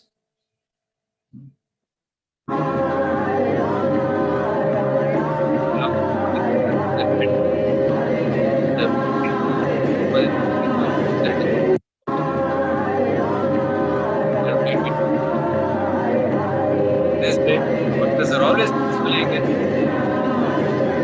They never fear the door with they easily. So these are the 4 points in revision. Doubts of Arjuna and end of life, what to do at the time of death, and how to attain the supreme by the process of yoga, and then the process of devotion by devotional service, by remembering Krishna and serving Krishna with love. Krishna takes us back to Godhead. So these 4 main points are discussed in today's chapter. And next chapter is the most confidential knowledge, Raja Vidya, Raja Guhya Yoga. And next chapter is the 9th chapter of Bhagavad Gita. It is the middle portion of Gita. It is exact in the middle. Right? 18 chapters are there. So middle portion is the 9th chapter. As I told you before, so Bhagavad Gita is like a sandwich. And real thing, bhakti is kept in the middle portion. Top portion is, top cover is karma, below is jnana, and middle is bhakti. And in that bhakti also, the middlemost portion is 9th chapter. So that's called as Kuhya, or most confidential knowledge. It's a very important chapter, and many famous verses are going to come here. And you will see Krishna's love for Arjuna and for all of us overflooding in this chapter. How Krishna is so lovingly speaking to Arjuna. So please do not miss that chapter. So we'll meet again next Sunday, same time at 5 o'clock, to discuss on the chapter, the most confidential knowledge, Raja Vidya, Raja Guhya Yoga. Okay. So thank you very much for your patient hearing of this 8th chapter of Gita. And now if there are some questions, we can take some questions. So there are some questions in the chat box.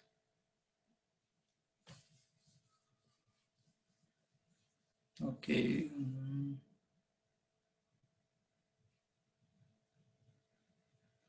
What if he remembers his Guru Maharaj? Okay, Suchitra is asking, what if somebody remembers his Guru at the time of death? Yeah, if he is remembering a bona fide Guru, Like somebody asked Srila Prabhupada, what if you remember you? Will you go back to Godhead? He said, yes. Because I'm a devotee of Krishna. You're remembering a devotee of Krishna, you'll go back to Krishna. Right? So if somebody is not able to remember Krishna, you can remember Guru or some Vaishnavas. That is also wonderful. So then there is about coma, we already discussed. Vaishali Mata is commenting, this must be possible in Satyuga. In this age, never heard about it. So you're telling about, I think, the pastime of Dhruva Maharaj? Yeah, maybe it happened in Satyuga. Yeah. No, that Brahmarandra exiting from skull, the soul. Yeah. Okay. Generally, that's the yoga path. Of course, even now also there are some yogis who do that kind of meditation. They are there, but they are very rare. Somewhere in Himalayas and some corners you may find them for doing this Ashtanga yoga, but very few, because it's not practical for most of us to do. Some people may be able to do. So right now it is Dakshinayana going on. Yeah, it is Dakshinayana going on. Right? Because in January Makara Sankranti comes. So there is Tropic of Cancer, Tropic of Capricorn. So the Dakshinayana change, Uttarayana Dakshinayana changes. Uttarayana means sun is moving towards the north. Like suppose this is south, this is north. The sun starts moving towards the north from South Pole. And from Uttarayana means sun starts moving towards the north. So this is north here, this is north. Uttarayana means sun starts moving towards the north. From Makara Sankranti up to Karka Sankranti, sun moves like this. Means what? Sunrise will happen here now. And then here for 6 months. Sunrise will come from this direction, from my reference point. And for next 6 months, sunrise will keep happening from north to south. So that's called Dakshinayana. Ayana means movement. Uttarayana means sun's movement towards the north. Dakshinayana means sun's movement towards the south. Okay, a very technical thing. It's given in 5th canto of Bhagavatam in very great detail.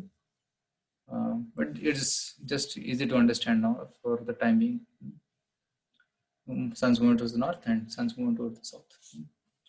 Why do we perform pakshas if soul gets a new body? And why is there a concept of heaven and hell? See, heaven and hell concept is there so that the soul gets the reactions for its good or bad activities. And he gets the chance to fulfill his desires.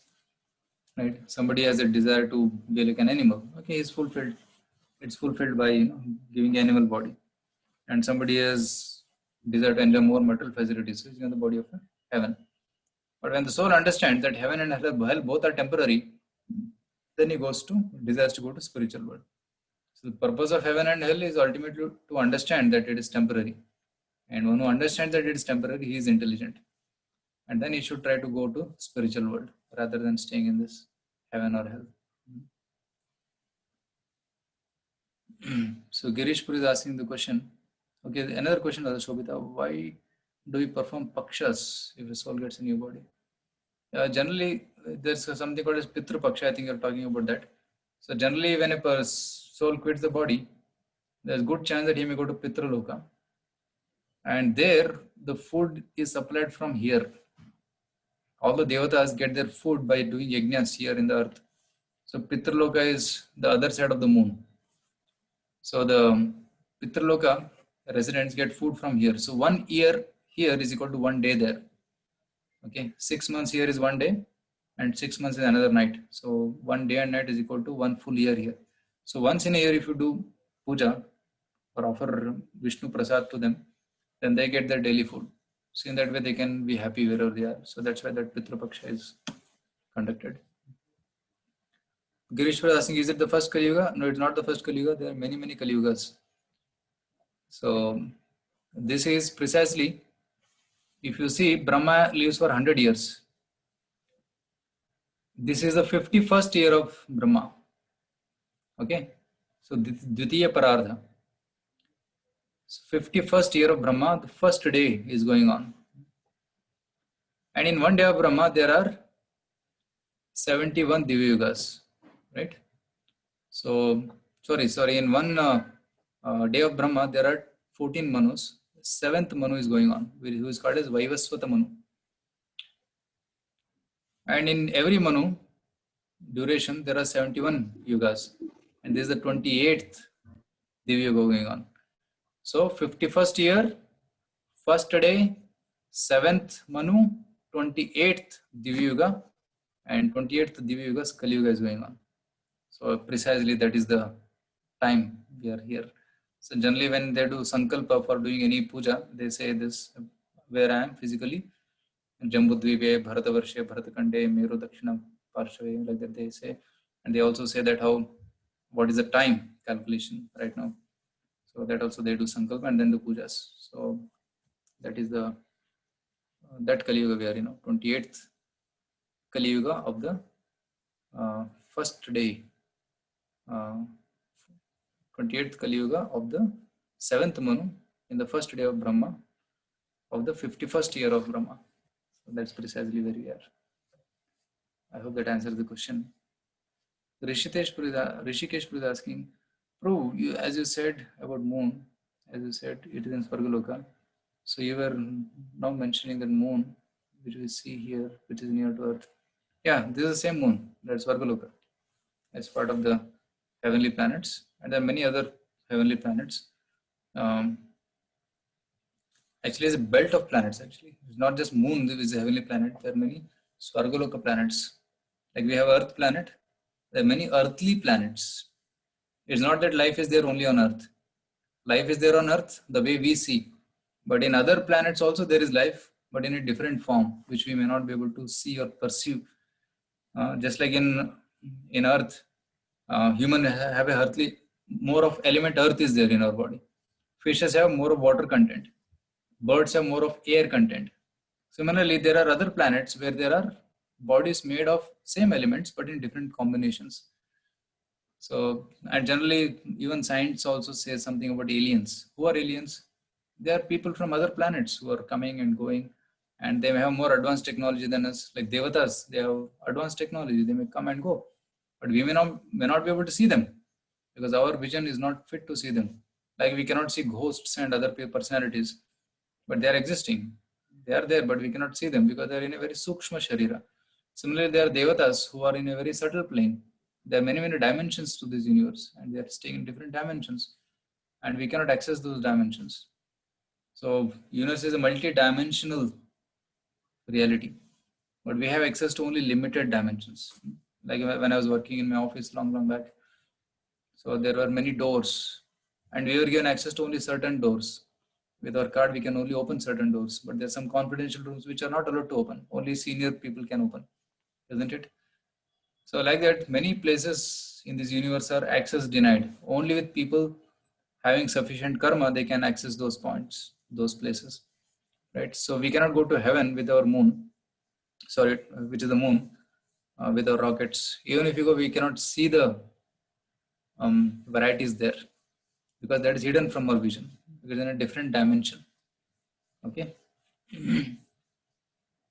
So, but we can, from Shastra, we can understand that life is there in all planets in a different way. Because soul is called Sarvagata. Sarvagata Sthanu Rachuloyam Sanatana. He is there everywhere. So, we can infer that life is there in other planets also. Like if we say sun god. Sun god, so there is a king of the sun. Means there should be other servants of the sun also. But they have fiery body. Like if we go to sun, we will burn. But if somebody goes with a fiery body, then he will not burn. So people with that kind of body can stay in sun. That's why we worship sun in the morning and people chant Gayatri for the sun, isn't it? So he's a person. Omkar is asking, Hare Krishna Prabhu, after quitting this body, when we go to Golok Vrindavan, that time we have to take birth there or we continue in same position? No birth there. Now soul is there, soul leaves this body and goes to spiritual world. So no more body there. Soul itself is having a spiritual body. Now, right now, the spiritual body of the soul is covered by material body. So that's why we cannot access the soul. So when you go to spiritual world, you are in your original spiritual form with your spiritual senses. You don't need any of these mechanisms of the eyes and the bones and all these things. No, you don't need. You just give away this and go in a real spiritual form, original form, back to spiritual world. And we have this body because we desire to be in the material world. And in the material world, we need these tools, the hands and the eyes and all these things to interact with this world. That's why we have this. Otherwise, we don't need this. So, Shivani is asking, can someone enter Vaikuntha with this material body? No, we have to enter the Vaikuntha with spiritual body. But we can spiritualize this body and then go to the spiritual, like Tukaram Maharaj. Ram Krishna Hari, Jai Jai Ram Krishna Hari. In Dehu, he was chanting the names of Rama, Krishna, Hari. And he says, Amijatu, Amichagawa. I'm going back to my home, my original home. What is that home? Vaikuntha. So because he had completely spiritualized his body, just like you take iron rod and put in fire. And after a few hours of heating, it becomes like fire. There's no difference between fire and the iron because it's also red, hot. You touch anything, it burns. Similarly, when you constantly chant Hare Krishna, you remember Krishna, your body also becomes like spirit. It becomes spiritualized. Okay. In that spiritualized body, you can go back to Godhead.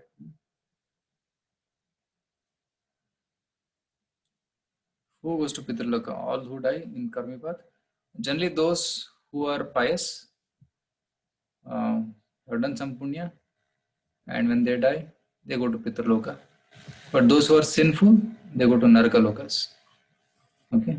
So those who have no devotion, but they have done some piety, punya.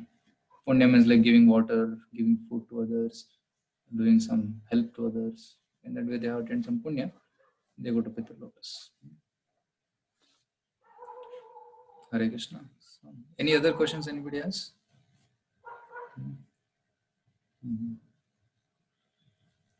So, Prabhuji. Yes, Hare Krishna. Hare Krishna, Prabhuji. So I was reading one article in which Prabhupada was saying that even if you complete devotional service in this lifetime, you take another birth with Krishna, where Krishna is present in this material world. And then he gave example with like when you clear UPSC exam, you go to your first train under magistrate, and then you become magistrate. So then he said that life is also liberated life, like just like Arjuna or any other personalities who are around Krishna when Krishna is there in material world. So can you explain how like they also go through pain during their birth, or is it something divya? So good question. So Prabhupada says that before you go back to Godhead, you associate with Krishna in this world in some Krishna's pastime. Like 5,000 years back, Krishna came to this earth, and he came in Vrindavan, and he brought Govardhan, Yamuna, and all the 12 forests of Vrindavan, like Vrindavan, Mahavan, Kamyavan, Bhandirvan, Patravan. So like this, he performed many pastimes in Vrindavan. So what Krishna does, all those jivas who are supposed to go back to God, he calls them there. And he calls them there, and there he gives them a chance to interact with his devotees, like Nanda Maharaj, Yashoda, who are all eternally liberated souls. Because when Krishna comes, he brings his pure devotees also. And they're serving Krishna with love. So these souls also get a chance to serve under them.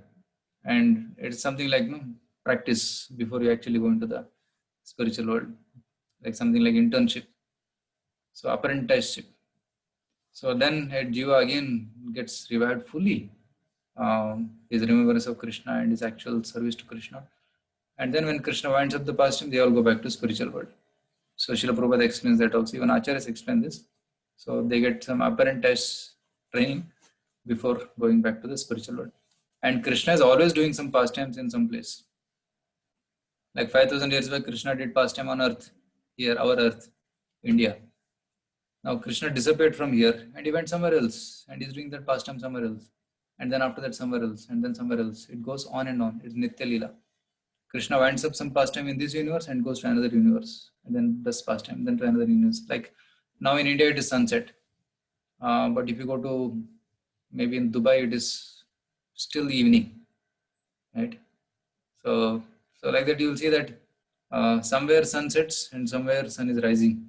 So always it is rising in some other place. Similarly, Krishna must have disappeared here, but he is doing pastime somewhere else. So these souls are called there and get internship, and then they go back to world. But are those the same souls which were there doing pastimes in India or 5,000 years back?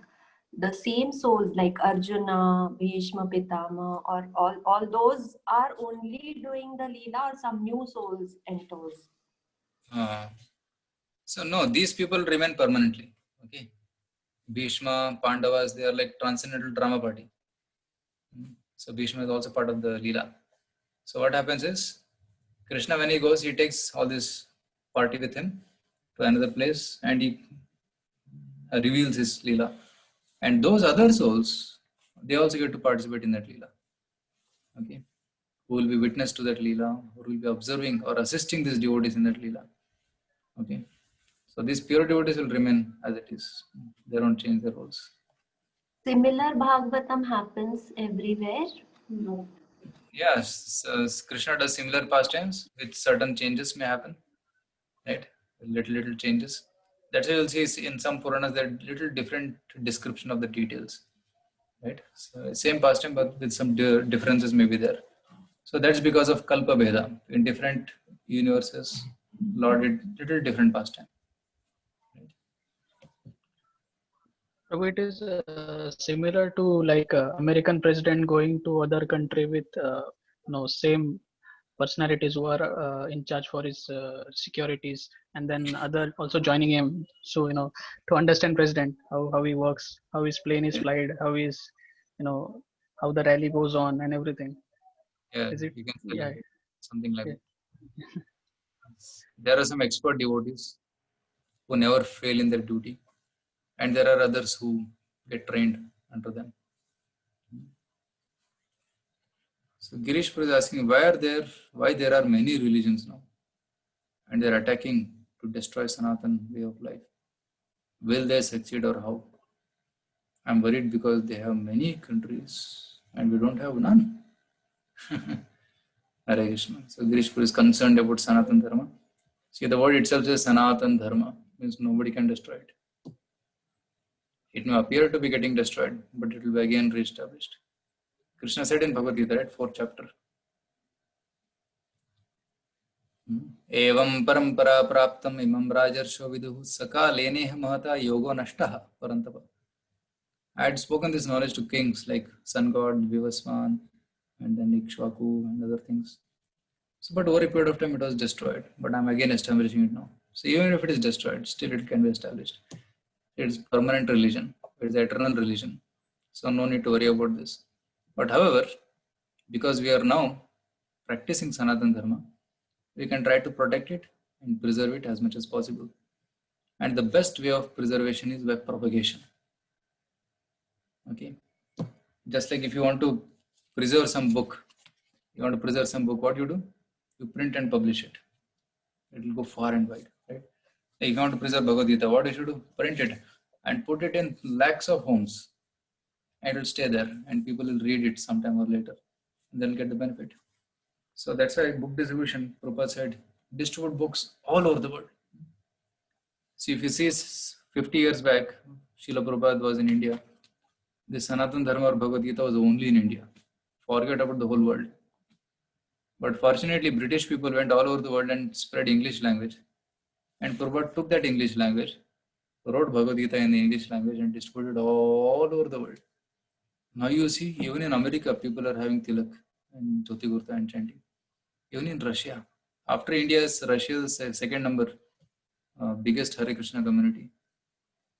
And even in China, even in Australia, even in Africa, even in Japan, people, even in Pakistan, even in Dubai, even in Arabia, even in remote places, Hare Krishna devotees are there. So why? Because Srila Prabhupada, one devotee, propagated this all over the world, right? So it is there everywhere, so it can never be destroyed. Even if it is destroyed in some country, again it will come back, again it will come back. So main thing is we should not keep it, we should not keep the books lying in one locker and decaying. No, we should read it, we should practice it, and we should propagate it. So that's how it can be preserved. The best way of defense is to attack. So means what? Best way is spread our Vedic knowledge. Right? I think you are asking about, you are worried that people are getting converted and something like that. Why people are getting converted? Because they don't know what is Sanatana Dharma. They don't know what is Hinduism. Right? So we should educate them. We should make them understand that this is the best path. Then why they will go? So we should try our best to propagate and preach this message of Krishna consciousness. Like we are doing online programs, and you are also attending, and so many others are attending. So whatever you are learning, teach it to others, spread it to others, and in the way spread this awareness of the greatness of this Vedic knowledge. Then people will be convinced, and then they'll become, they'll remain in the Sanatana Dharma. They'll not go to other. Shivani is asking, is there any difference between Hindu and Sanatana Dharma? So, actually, Hindu is not a term used in Vedic literature. Hindu is a term coined by the foreign invaders. Because the Sindhu Nadi is there, the people staying on this side of Sindhu, they start calling as, they called Sindhu as Hindu. And then the land on that side as Hindustan. Okay, because I heard that in Urdu language there is nothing called sa. They don't use the word sa, so they say ha. So instead of Sindhu, they said Hindu and Hindustan. And people practicing certain culture in this land, they are called as Hindus. So that's how the word Hindu word comes, but actually it's not there in Vedic literature. The word Sanatana Dharma is used. So actually Hindus means people practicing Sanatana Dharma only. That's supposed to be the truth. But nowadays it has become a khichdi. So people don't know who is a Hindu. So at least what we should say. So if they ask you, are you Hindu? Yeah, we are Hindus. And they're following Bhagavad Gita, which is Sanatana Dharma. So actually Hinduism is supposed to be Sanatana Dharma only. So if you are thinking that you are a Hindu, then please read Bhagavad Gita. So if somebody comes to you saying that I'm a Hindu, yeah, please read Bhagavad Gita. Then you'll become a real Hindu. So we inspire everybody to read Bhagavad Gita. Just like Muslims read their Quran, Christians read their Bible.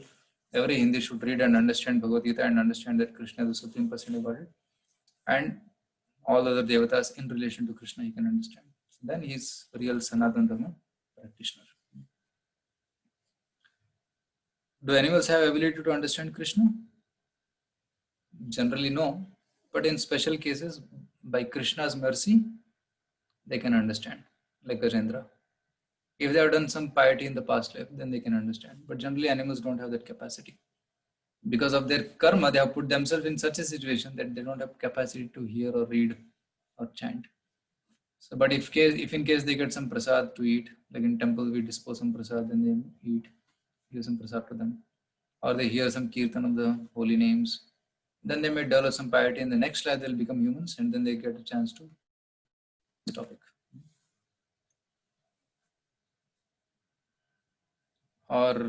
And animals, can they make some desires at the time of death? Actually no.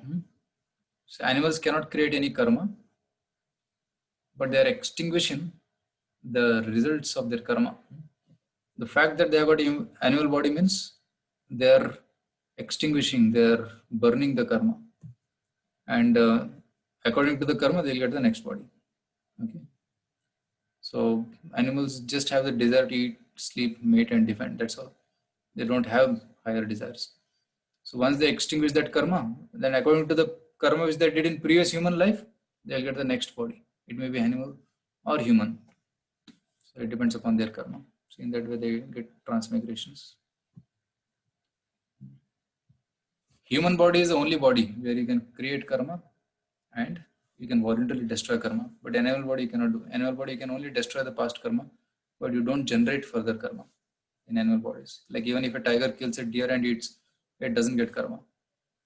Okay, because it's acting by its nature. Okay, so thank you so much. It's already 7 o'clock.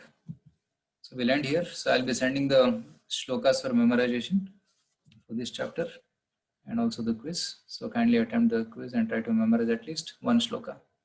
Okay. Hare Krishna. Thank you.